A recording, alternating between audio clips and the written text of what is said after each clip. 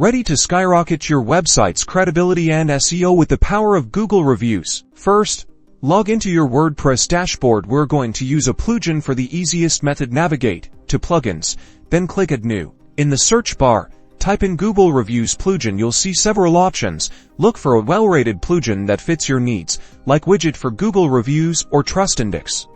Click Install now on your chosen plugin, then click Activate once the installation is complete. Now, find the plugin in your WordPress menu, usually labeled something like Google Reviews or under the plugin's specific name. Click to open its settings page. You'll need to connect the plugin to your Google business account. Follow the plugin's instructions for authorization. This usually involves signing in with your Google account and granting permissions. Time to customize. The plugin settings allow you to choose how your reviews will look on your site. Select a layout, a theme, choose the number of reviews to display, and even filter reviews based on star rating. Now, embed the reviews. Most plugins provide a shortcode or widget. Copy the shortcode or navigate to Appearance, then Widgets, and drag and drop the plugin's widget into your desired sidebar or footer. If using the block editor, search for the plugin's block, can add it to your page. Finally, visit your website and see your Google reviews shining bright. Congratulations,